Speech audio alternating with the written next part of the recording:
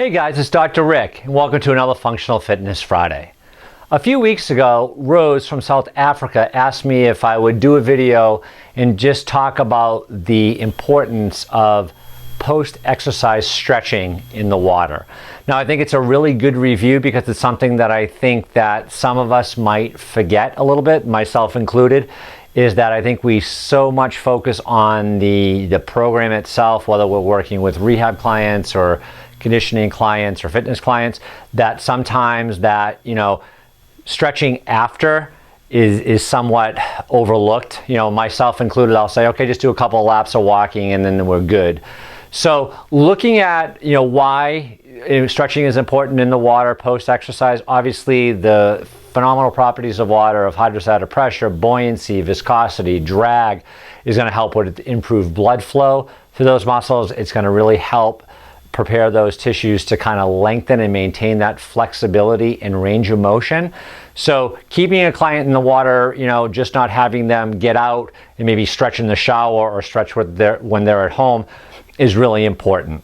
So if we look at the type of stretching we're going to do, it's going to depend on a couple of factors, right? It's going to depend on the temperature of our pool, if we're working in a warmer pool versus a colder pool. It's going to depend on the type of client we're working with, whether they're an athlete, a fitness client, or a rehab client. And it's also going to depend on the type of activity we're doing, if we're doing high intensity versus low intensity. So looking at the types of stretches, is it going to be a static stretch, which is that typical kind of old school holding a position with a relaxed muscle for 15 to 30 seconds in a stretch position, relaxing and then repeating? Or is it going to be a little bit more dynamic flexibility that you're actually engaging the muscle through a full slow range of motion to improve flexibility?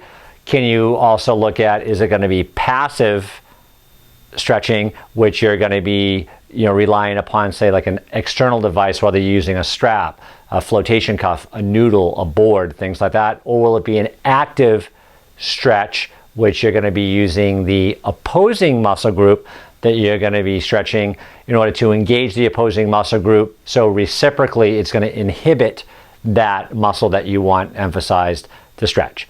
So a lot of different choices that you can make. There's also, PNF, which kind of falls into that kind of active, dynamic. So a lot, static and dynamic stretches can be both active and passive as well.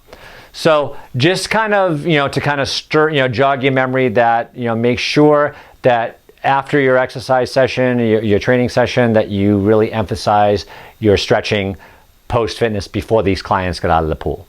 So what I'd like to do now is show you a video of a couple of athletes that I had a few years back. They both suffered distal tibia fibula fractures. They both had rods, plates, and screws in them. And what I wanted to do with that is just to facilitate more ankle range of motion. So we used a soft swim fin as well as a kickboard. And we use more of a dynamic stretching approach, both actively and passively. So check out the video. Any questions, feedback, suggestions are always appreciated. McAvoy.aquatics.com for any sort of training, whether you want virtual, live, wellness, fitness, rehab, sports performance. Hope you guys enjoy the video. Enjoy your weekend, and we'll see you guys next Friday.